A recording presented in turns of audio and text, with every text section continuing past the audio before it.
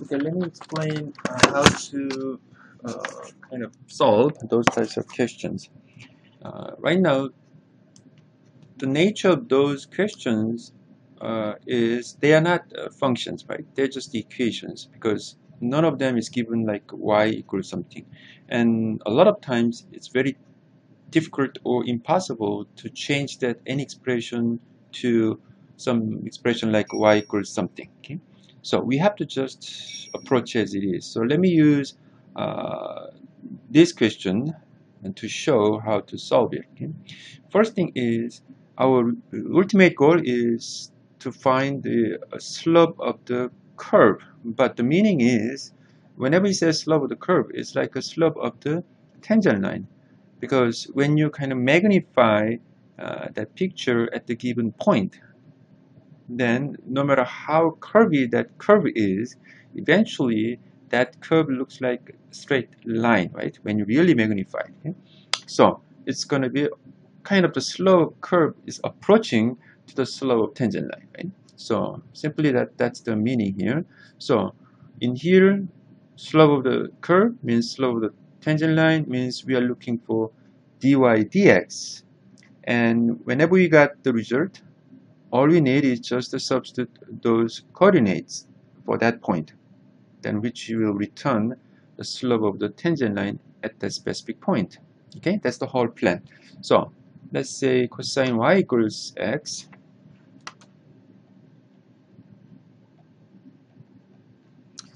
and the given point is 0 pi over 2.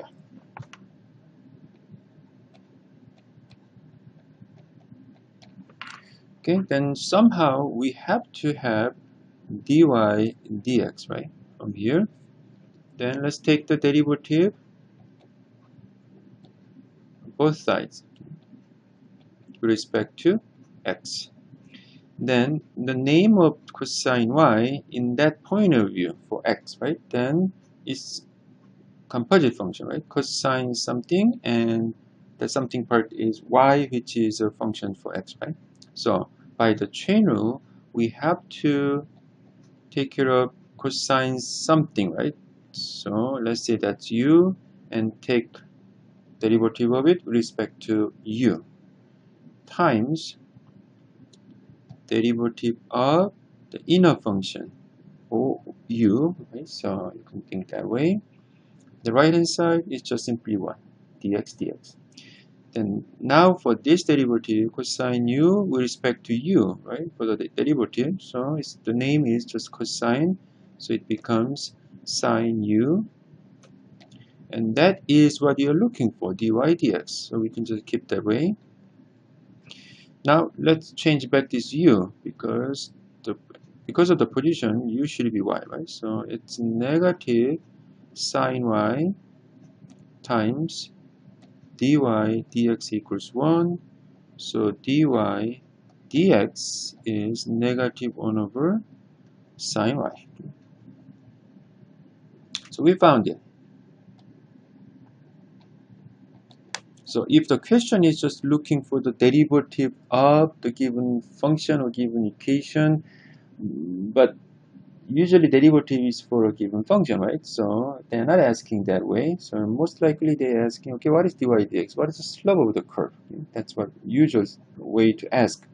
But now they want the specific number, right, at the given point. So all we need is for this given, the found result, we just substitute this information, right? So 0 is for x coordinates and pi over 2 is for y coordinates, and you can imagine the derivative might have x and y's there, right? Because the given expression is not a function, right? So it couldn't be just a combination of x and y's. So there is no x, which means you don't need to put any 0. You shouldn't put any 0 for anything, but pi over 2 is for y value, so just substitute pi over 2 for y. Then sine pi over 2, sine 90 degrees is 1, so the answer should be 1. Now I just choose one case, but for no matter what type of expression you have, combination of x and y's, all you need is just taking derivatives on both sides. Just to be careful, when you take the derivative of any expression containing y, then you can treat that on as a kind of composite function style, right? It depends on the shape, but most likely. Okay? Then just rearrange it for dy dx. Okay, that's usually what you need. Hopefully this is helpful. Okay?